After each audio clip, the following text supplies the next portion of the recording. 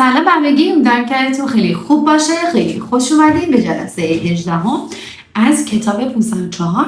امروز قبل از اینکه شروع بکنیم درس 18 رو بخونیم و کلی لغات جدید یاد بگیریم، میخوام با همدیگه اون گرامرهای کوچولو که یاد گرفتیم، نکته ها، اونا رو با هم دوره بکنیم، چون قرار شده بود که ما هم دوره داشته باشیم، هم تمرین داشته باشیم، هم تکرار داشته باشیم که حالا همون دوره است و هم شما توی خونه سپیکینگ کنید. خب بریم سراغ اولین نکته‌ای که با هم خونده بودیم. Anymore, any longer بود اگه یادتون باشه.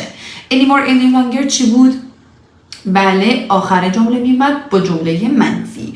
مثلا چه معنی داشت؟ دیگه. مثلا من میگم من دیگه دوستت ندارم. I don't love you anymore.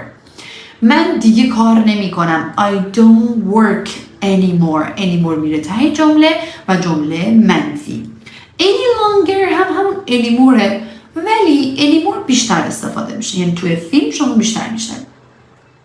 مورد بعدی no و any بود. اگه یادتون باشه گفتم که no خودش به تنهایی منفی کننده است، مثل never میمونه. وقتی که میاد تو جمله ما به هیچ عنوان فعل منفی نمیاریم. حالا فعل منفی چیه؟ isn't, are not, aren't, don't, doesn't, didn't, haven't. اینا فعلایی هستند که منفی کنندن، یعنی منفی میشن، یعنی همون not میدیم. پس وقتی no داریم فقط خود no رو میاریم. یعنی چی؟ یعنی هیچ. مثلا من میگم من هیچ پولی ندارم. I have، جمله مثبت، I have no money. هیچ پولی. پس no باید به money بچسبه. I have no money. من هیچ کاری ندارم. I have no job.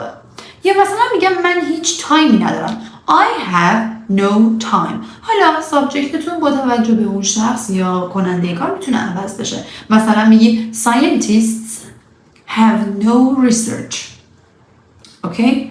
حالا any چی بود؟ خود any به تنهایی که میاد جمله رو نه منفی کنندن دیگه، ولی any به not نیاز داره. anymore یادتونه گفتم باید با جمله منفی بیادم any توش داره. کلا any وقتی میخواد توی جمله، تو سوال نه، تو جمله بیاد باید منفی باشه. مثلا میگم there isn't any car here. هیچ ماشینی اینجا نیست. there is وجود نداره. there isn't a pen here. there isn't any pen here. یعنی هیچ خودکاری اینجا وجود نداره. پس any با فعل منفی میاد. گرامر بعدی که خونده بودیم نکته گرامری still بود. گفتیم که still یعنی هنوز. کجا میاد؟ بعد از am, is, are. I'm still happy. You're still happy. She's still happy. یه جای دیگه هم میومد قبل از فعل اصلی.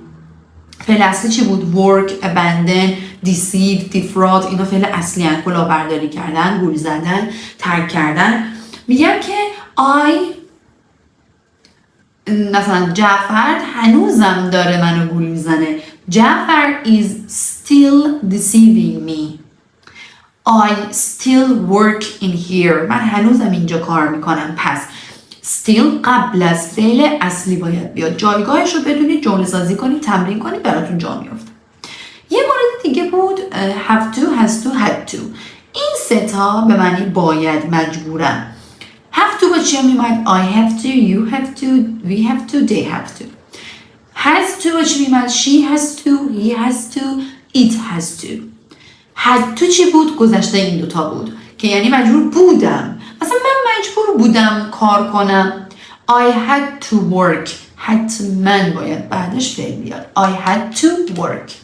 فعلی هم که میاد کاملا باید ساده باشه. این هم از have to, has to, had to. یکی دیگه هم بود keep. اگه یادتون باشه keep. گفتم اگه بعدش بخواید یه فعلی بیارید باید فعل ing باشه، در صورتی که معنی اینجوری میشه هی یه کاری کردن. میگم هی به هم پیام میدی. You keep sending me messages. She keeps talking to me. هی با هم حرف میزنه. پس keep plus gerund یا همون verb plus ing یعنی هی یه کاری رو کردن.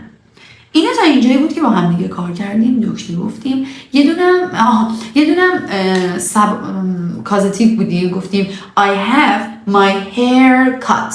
یعنی دادم موهامو کوتاه کنن. اول have میاد یا get، هر کدوم رو دوست داشتیم. اون وسط اون چیزی که روش کار انجام میشه باید بیاد. I have my hair cut. I have my laptop repaired. I have my phone repaired. نمیدونم I have my ear pierced. یعنی میدم گوشمو سوراخ کنن. خب حالا بریم سراغ درس 18 هم. ببینیم اینجا قراره که چی یاد بگیریم. Lesson 18 number 1. Tragedy.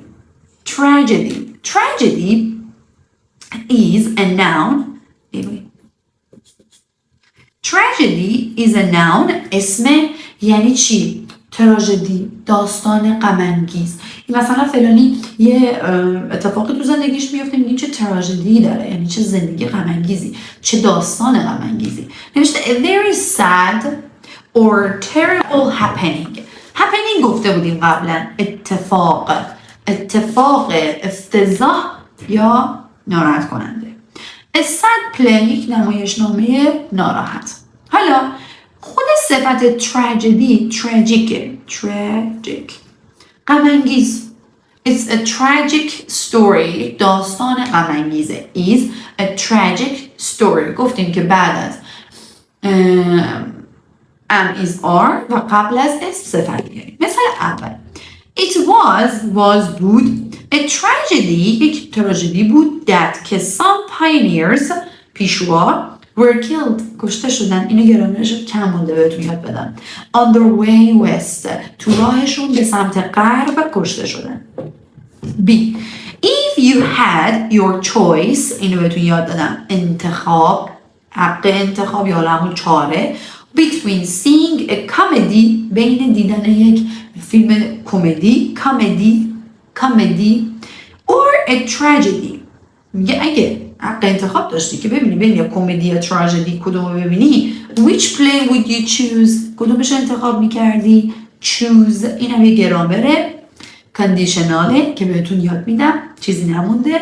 درس 18 برسیم درس 21 یعنی نصف کتاب خوندیم و شما کلی پیشرفت کردین، چیزای جدید یاد گرفتین و اسپیکینگتون رو دارید کار میکنید و فیلم میبینید. خب C. Harry's enormous jealousy حسادت. حواستون باشه اون جلس بود حسود، این جلسیه حسادت led to در اصل اینه lead to که گذشته شده lead to یعنی منجر شدن. بعد نوشتم lead to منجر شدن the tragedy in their family که باعث یا منجر به یه تراژدی توی خانوادهشون شد. pedestrian میشه رهگذر is a noun برمیگرده به شخص. person who goes on foot یعنی کسی که پیاده میره. foot پا، foot میشه پا، feet پاها جمعشه، مثل women man men. خب person who goes on foot کسی که پیاده میره. مثلا I come to my English class on foot یعنی پیاده میام کلاس. walk راه رفتن، walker رهگذر یعنی کسی که راه میره. مثلا اول after driving a bus all day میگه بعد از اینکه کل روزو اتوبوس رو روند. گفتیم after حرف اضافه است، فعلی که بعدش میاد باید ing باشه بگیره. Norris liked to be a pedestrian and take long. میگه بعد از اینکه این همه مثلا سوار اتوبوس شد و رانندگی که اتوبوس رو روند دوست داشت که پیاده باشه یعنی پیاده راه بره. Casual walks in the evening.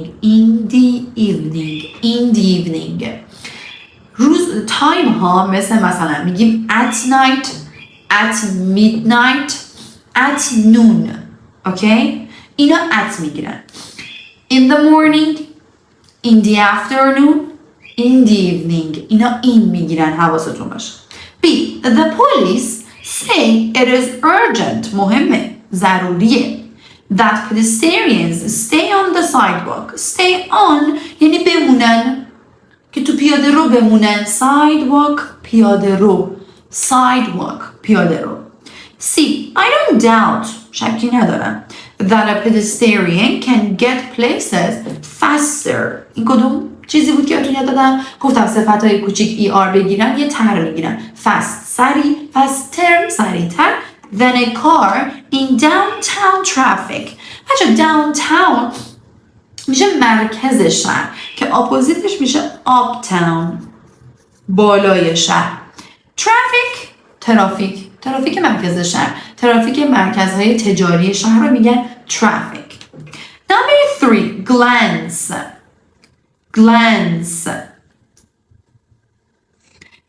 هم فعل هم اسمه. به عنوان فعل یعنی یه نگاه اجمالی داشتن، یعنی یه نگاه سریع انداختن. خب به عنوان اسم نگاه اجمالی، نگاه سریع.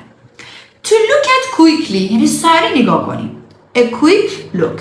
خود quick صفت گفتیم الوای بگیره میشه قید. گفتیم قیدا کجا میاد؟ بعد از فعل. ببین look فعل، قید بعدش اومد. خب A. The observant driver راننده glanced at the accident یه نگاه سریع انداخت به اون تصادف. At the side of the road اون طرف خیابون. Side of the road. B. I took one glance یه نگاه انداختم at the wretched animal اون حیوان بیچاره بدبخت. And turned away رفت. یه نگاه انداختم رفت. C. Thompson's identified the burglar after a glance at a photograph یعنی عکس. Photographer یعنی عکاس. In the police station اون کلانتری دیگه، ایستگاه پلیس نمیگیم، میگیم کلانتری، پاسگاه. آره همون جایی که پلیس هستن. پس میشه پلیس استیشن. حالا glance رو ببینید، اگه بگیم at a glance یعنی توی یه چشم به هم زدن. at a glance یعنی توی چشم به هم زدن. خب number 4 budget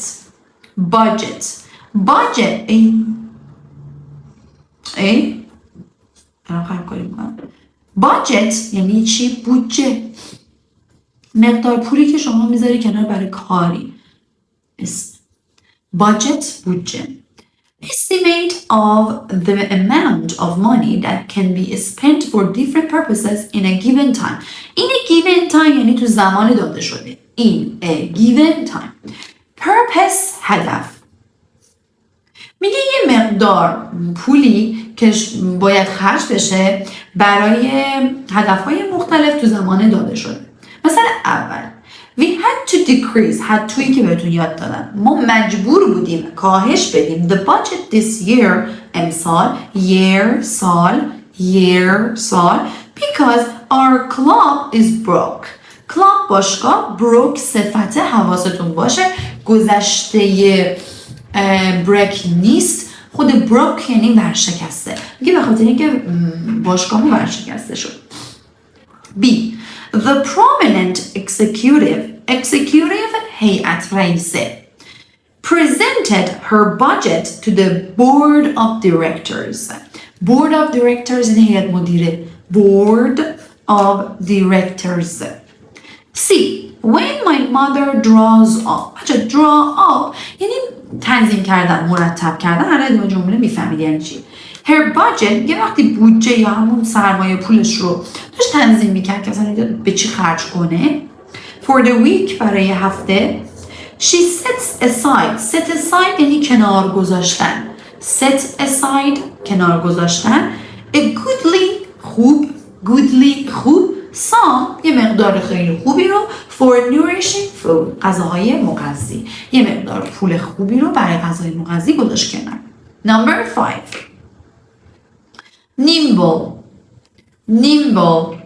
wait خب number 5 nimble is an adjective صفته یعنی چی؟ فرز، چابک، سریع. مثلا مثل چی؟ مثل موش، مثل خرگوش، اینا سریع میرن. خب نوشته active and sure-footed. quick moving یعنی سریع حرکت میکنه. مثال اول although Dusty was a miniature poodle میگه با این که داستی سگ خیلی کوچولو میچولویی بود He was nimble enough. کدوم گرامره؟ nimble enough. همون enoughی که بهتون یاد دادم. گفتم انقدر فرز بود، انقدر بزرگ شدی، انقدر تجربه داری. You are experienced enough. You are rich enough. You are happy enough. صفت میاد و بعد enough. To fight به جنگه. Fight bigger dogs. سگای بزرگتر. حواستون باشه. big بزرگ، bigger بزرگتر. B. The nimble policeman leaped over این پرید. jumped. پرید اون ور فنس حصار to pursue دنبال کنه the car thief. اون دزد ماشین رو. C. With my nimble fingers. با انگشتای فرزن سریم I'm good at text messaging. تو پیام فرستادن خوبم. نکته بخوام بهتون یاد بدم، رنگمون رو عوض کنیم. خب چیزی که امروز میخوام بهتون یاد بدم یه good at، یه bad at، یه terrible at. اوکی؟ این ستا خیلی هم آسونه. good, bad, terrible چند صفتن. ما صفت ها رو کجا میاریم؟ بعد از am, is, are. پس باید حواستون باشه am, is, are داشته باشید. حالا میگم من تو فلان چیز خوبم. یعنی چی؟ مثلا من تو گیتار زدن خوبم. میگم I'm good at playing. چرا playing آوردم؟ این فکر بکنید چرا playing آوردم؟ چرا نگفتم play به خاطر at؟ گفتیم at حرف اضافه است، پس باید بعدش فعل ing بگیره. پس میشه I'm good at playing. درسته؟ تکست مسیجینگ رو ببینید ing گرفته. I'm good at playing guitar. من تو ظرف شستن خوبم. I'm good at doing the dishes. من تو گول زدن پسرها خوبم. I'm good at deceiving boys. پس بعد از good at باید فعل ing. حالا من تو حل کردن مشکلات بدم. I'm bad at solving problems. solve حل کردن. اینجوری باید جمله بسازید. وقتی دارید درس میخونید یه گرامر رو میذارید جلوتون، شروع میکنید هر لغتی میبینید باهاش یه جمله میسازید و سعی میکنید کانکت کنید به اون گرامر. حالا میگم اونا تو غذا پختن افتضاحن. They are terrible at cooking food. At cooking food. They are terrible at cooking food. پس اونا تو غذا پختن افتضاحن. خوب بودن، بد بودن، افتضاح بودن. اینا استفاده میکنیم. خیلی زیاد تو سپیکینگ همون استفاده میکنیم. پس یاد بگیرید. بعدی number 6. Manipulate. Manipulate is a verb. یه دقیقه صبر کنیم. رنگمون باید چی میشد؟ olive. خب میریم سراغ manipulate. خب manipulate یعنی با مهارت کاری انجام دادن، دستکاری کردن. handle or treat skillfully. با مهارت یک کاری رو انجام بدیم. مثلا scientists must know. must رو یاد دادیم. should, must, can. گفتیم بعد از اینا فعل چی میاد؟ ساده. must know how to manipulate their microscope. که چطوری این میکروسکوپشون رو باش دستکاری بکنن، باش ور برن. مایکروسکوپ. پس یه جا برای ور رفتن با دستکاری از manipulate استفاده میکنیم. B. While Mr. Baird manipulated the puppets. Puppets میشه این عروسک خیلی شب بازی ها. Friend spoke to the audience. Audience حضار، تماشاچی. Audience. C. The wounded pilot. Pilot که تو هواپیما میشینه. Pilot خلبان. Pilot خلبان. The wounded pilot. Wound زخم. ببخشید wound زخم. wounded زخمی. میگه اون خلبان زخمی دستکاری کرد و رفت the radio dial. اون دکمه های رادیو dial. until تا he made contact. make contact یعنی تماس برقرار کردن. made گذشته چیه؟ make contact یعنی تماس برقرار کردن. خب number 7 reckless یعنی بی‌پروا، بی‌توجه is an adjective صفت سینونیمش careless heedless بی‌توجه heedless. مثال اول we must not ignore نباید غافل بشیم ایگنور کنیم بی‌توجهی کنیم reckless drivers نباید نادیده بگیریم راننده های بی‌توجه رو. we must take them off the road باید از جاده خارجشون کنیم take them off the road. B after breaking his hand fight recklessly adverb reckless بی‌توجه recklessly با بی‌توجهی Arthur decided to be more cautious in the future تصمیم گرفت که در آینده محتاط تر باشه بیشتر. یادتونه گفتم که یه سری صفت ها رو ما نمیتونیم بهش ER بدیم بدیم مثلا cautiouser نمیتونیم بگیم خب میگیم more cautious more expensive اینا رو دقت کنید. C the reckless smoker smoke دود smoker سیگاری ignited the entire forest جنگل. اینا رو قبلا خونده بودیم ولی باز میگم. number 8 horrid is an adjective صفته یعنی وحشتناک ترسناک terrible frightful. A Janie avoided staring at stare at somebody or something به چیزی خیره شدن I stare at you من به تو خیره میشم. حالا چرا گفته staring؟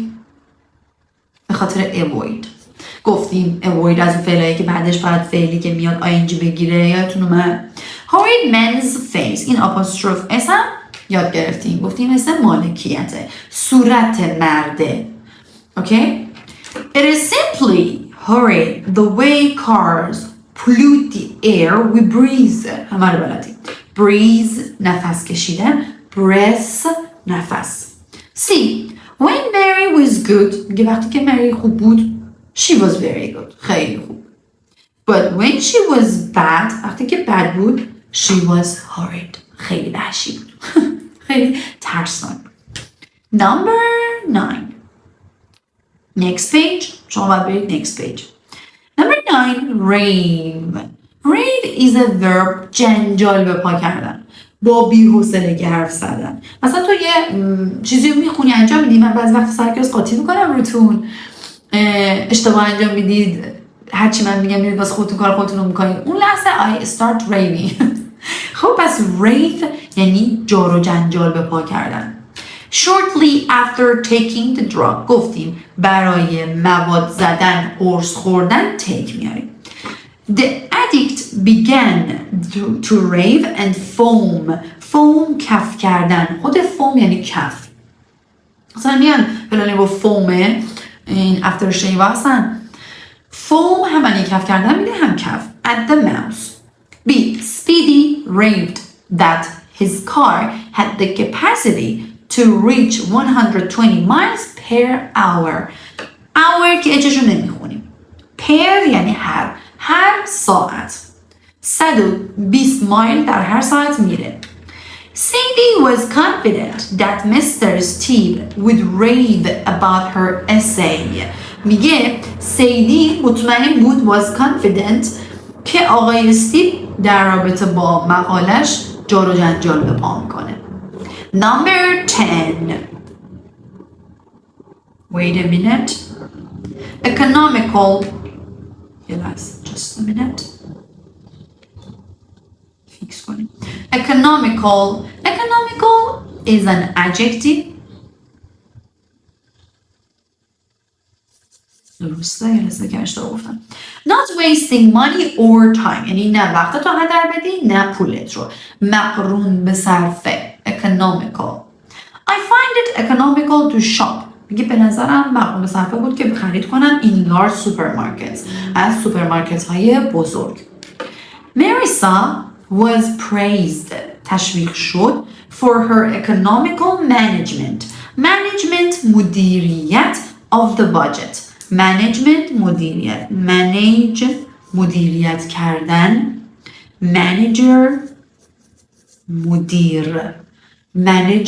مدیر یعنی شخصی که مثلا پشت میز میشینه یک سمتی داره. manage مدیریت کردن. I manage my classes. management یادتونه گفتم منت بگیره اسم میشه، بیشتر اسما با منت خودشون رو نشون میدن. C. The president made Congress aware of آگاه the need to be more economical. همه رو بلد بودید نمیگه. اونایی که از وسط آمدن در درس 18 رو میخونن دقت کنن که اذیت میشن و من اگه بخوام هی دونه دونه کلمه‌هایی که قبلا خوندیم رو دوباره بگم خیلی کلیپمون طولانی میشه. پس سعی کنید از درس 1 شروع کنید که کیف بکنید. وقتی میایید جمله رو میخونیم میبینید که همه رو بلدین، هم براتون دوره میشه، هم اگه بلد نیستید یه سری رو نمیگم خب برات اذیت میشین دیگه، میری دنبالش میگردی. وقتی خودت دنبال لغت بگردی بهتر یاد میگیری. Number 11. Lubricate is a verb. یعنی چی؟ چرب کردن، روغن کاری کردن. مثلا شما تو چرختا روغن میزنید، دیدید در رو روغن میزنن، lubricate میزنن. Make machinery ماشینالات smooth نرم and easy to work. میگه ماشینالات رو نرم کنید که آسون بشه، یعنی میخوان کار کنن راحت باشن، یعنی راحت کار کنن. By putting on oil یعنی روغن روش بمالید or grease or a similar substance یا مواد مشابه اون رو مثلا وقتی روش بمالید اون نرم بشه، smooth بشه. Substance مواد. مثال اول The bulky wheels. Wheel میشه چرخ ماشین رو چرخه. Wheels چرخها of a railroad راه آهن train قطار must be lubricated each day. هر هفته باید روغن کاری بشه. B. A large quantity of grease یه مقدار زیادی از روغن is needed نیاز داشته میشه to lubricate an airplane engine. Airplane هواپیما انجین رو خونده بودیم. بگید تو کامنت ها انجین یعنی چی؟ C. When an engine is lubricated این گرامر رو میخونیم به زودی.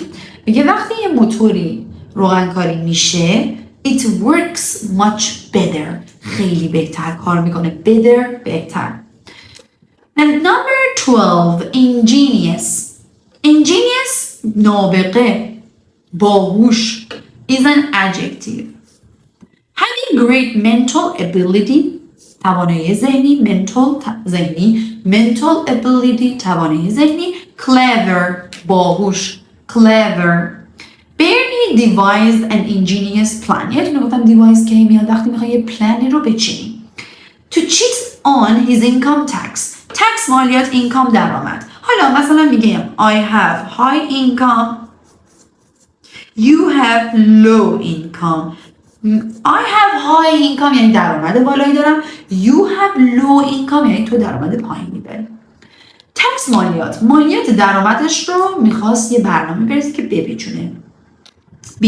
Ruby Goldberg was a journalist یه روزنامه‌نگار خبرنگاری بود who که won fame شهرت رو از آن خودش کرد for his ingenious inventions. invention میشه اختراع. حالا اینجا بود inventions اختراعات. حالا invent اختراع کردن is a verb.